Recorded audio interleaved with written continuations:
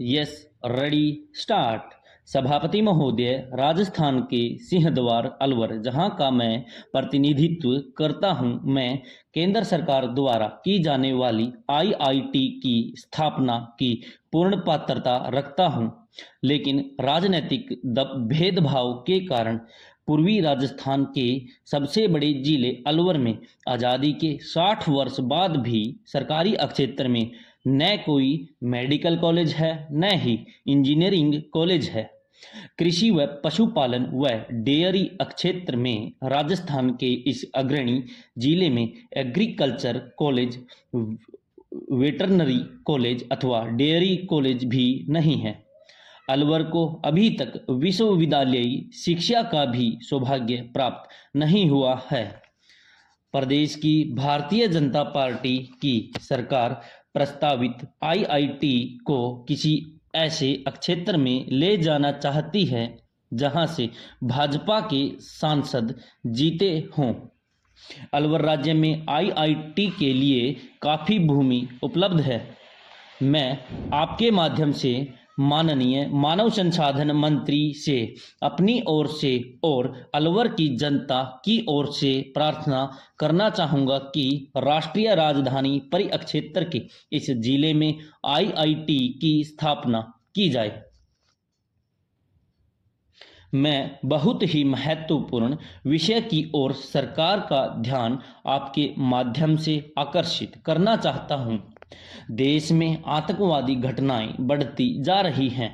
लखनऊ का एक समाचार है कि वहां जिला कचहरी में 2 ऐसे आतंकवादी जिन पर पोटा लगा हुआ है और पाकिस्तान के निवासी है तथा उनमें से एक को फांसी की सजा हुई थी, उन्हें लखनऊ की अदालत में भेजा गया था।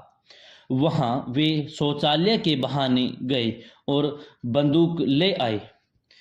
उसके बाद बंदूक लहराते हुए पुलिस की अभिरक्षा से भाग गए। इसमें एक आतंकवादी का नाम सईद उर्फ निसार अहमद और दूसरे का नाम मकसूद उर्फ अशफाक है। ये दोनों पाकिस्तान के रहने वाले थे। इनमें से एक को अगस्त 2004 में अदालत ने मृत्युदंड की सजा भी सुना दी थी। इसके बाद भी केवल एक निरीक्षक और 2 सिपाही के साथ बिल्कुल सामान्य तरीके से अदालत में लाया गया। जिस प्रकार से वे भागे, कचहरी में मौजूद लोगों का मानना है कि जिस प्रकार से इन गंभीर अपराधियों को रखना चाहिए था, उस अभिरक्षा में नहीं ले जाया गया और वे पुलिस अभिरक्षा के बावजूद भागने में सफल हो गए। मैं चाहता हूं कि सरकार गंभीरता से इस मामले की जांच करे कि किस वजह से वे भागने में सफल हुए और इस संदर्भ में क्या कार्यवाही की गई है। अध्यक्ष महोदय, अनियंत्रित महंगाई के कारण सामान्य जनजीवन का गुजारा अत्यंत दुष्कर, दुखद और चुनौतीपूर्ण हो गया है। खाद्यान्न, खाद्य पदार्थ एवं आवश्यक वस्तुओं के दाम निरंतर बढ़ रहे हैं। जनता की आय से ज़्यादा उसका गुजारे का खर्च हो गया है। पेट्रोल डीजल के दामों में विगत वर्षों में की गई वृद्धि ने भी महंगाई को बढ़ाया है। अतएव केंद्र सरकार महंगाई को पूर्ण नियंत्रित कर सभी उपभोक्ता वस्तुओं के दामों को कम कर तत्काल राहत के प्रभावी उपाय करे।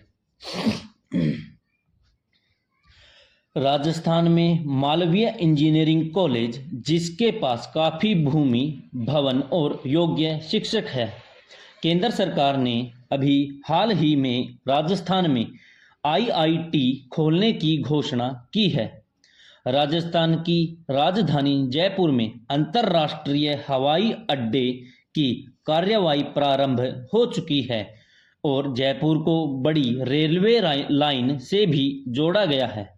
इसलिए मेरी केंद्र सरकार से मांग है कि मालवीय इंजीनियरिंग कॉलेज को आईआईटी में परिवर्तित किया जाए, जिससे कि राजस्थान के विद्यार्थियों को लाभ मिले। उत्तर प्रदेश के बुंदेलखंड क्षेत्र में फरवरी माह में करीब 4 दिन लगातार मूसलाधार वर्षा हुई, जिसकी वजह से किसानों की पूरी पकी हुई फसल खेत में नष्ट हो गई। जिन किसानों ने गेहूं की फसल बोई थी वह भी बाद में ओलावृष्टि से नष्ट हो गई है।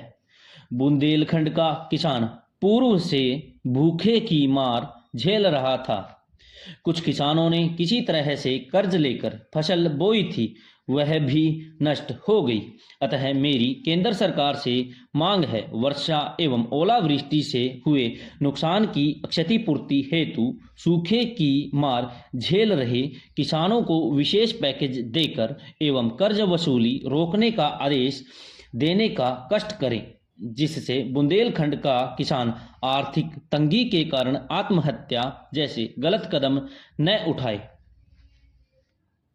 विश्व प्रसिद्ध इन दोनों पवित्र धामों को विश्व स्तर के पर्यटन केंद्र के रूप में विकसित किए जाने और पंढरपुर से मुंबई के बीच चंद्रभाग एक्सप्रेस रेलगाड़ी जो सप्ताह में केवल 2 दिन ही चलती है को प्रतिदिन चलाए जाने के साथ साथ साईं बाबा धाम शिरडी में आने वाली श्रद्धालुओं की बढ़ती हुई संख्या को देखते हुए राजधानी दिल्ली में मनमाड़ तक विशेष सुपरफास्ट रेलगाड़ी प्रतिदिन चलाए जाने और वहां से गुजरने वाली सभी रेलगाड़ियों की सभी श्रेणियों में आरक्षण का कोटा बढ़ाए जाने तथा कोपरगांव से गुजरने वाली सभी रेलगाड़ियों को कम से कम 4 मिनट रोके जाने की आवश्यकता है।